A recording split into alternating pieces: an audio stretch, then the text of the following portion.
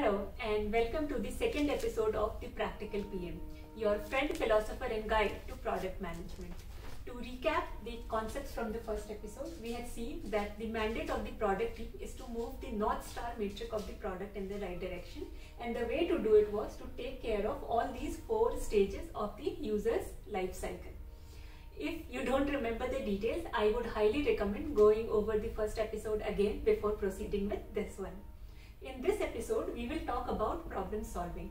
When we say problem solving, by problem, we mean a problem statement, which is essentially saying what is your mandate, what is it that you are trying to achieve.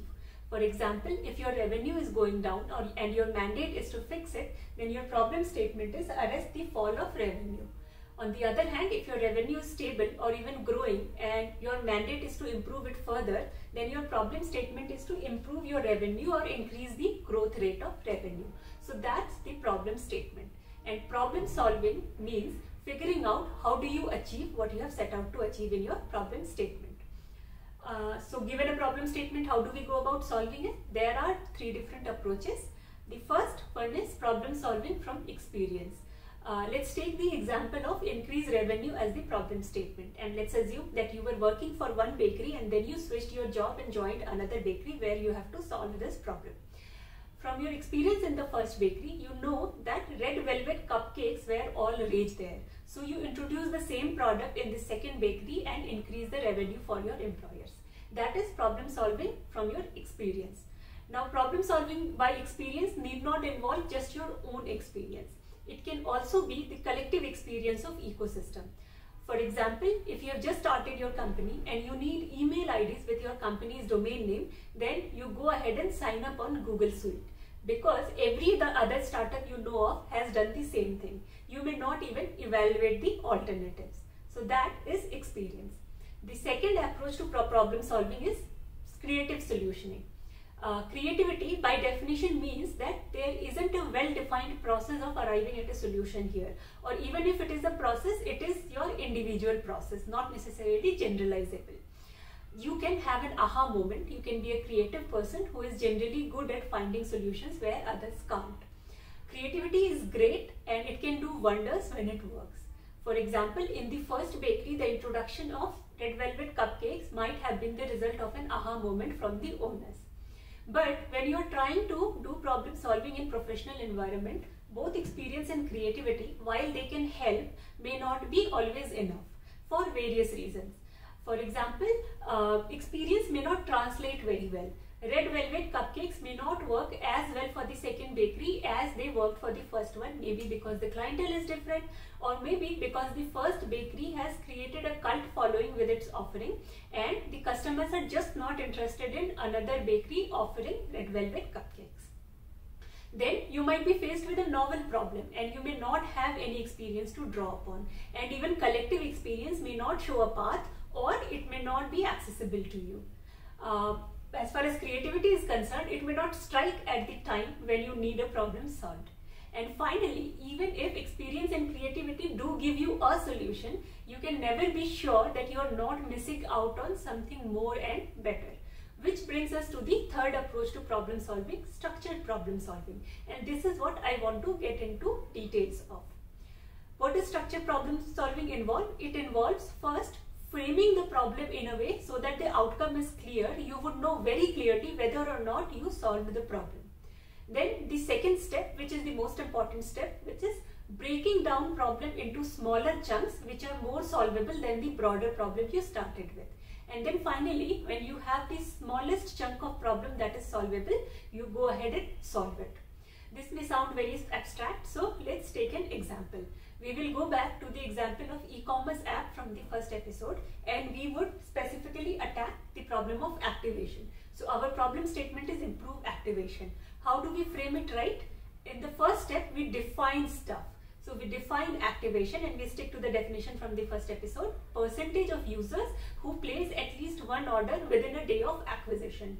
And we also defined acquisition very clearly as sign up on the app. After this, you establish the baseline for the relevant matrix. So we look at what is the current activation rate. Let us assume that it is 40%. So So now you know that if you can take the activation rate above 40%, then you have succeeded. In an ideal case, you may even take a specific target, say 50%. This is how you define outcome. So now you have framed the problem correctly. It is to take activation from 40% to 50%, where activation is percentage of users who place at least one order within a day of acquisition, and acquisition is sign up on the app. So with framing out of the way, let's go to the next step of breaking down the problem. In this case, to break down the problem, you would look at what happens between acquisition and activation. People come on the app, sign up, land on some page, browse around or search for products, select a few products, and finally place an order. What you can do is draw a funnel of the different steps involved in the entire process at a top level. The funnel I have drawn here starts from the landing screen, where people come right after sign up. Then they see one or more product screen, then they add a product to the cart, then they enter the address, then they make the payment, and finally they place the order. What you want to see is what percentage of users are dropping off at each of these stages in the funnel. So many people came to the landing screen after sign up. Of these, only so many viewed at least one product screen. The rest of them dropped here.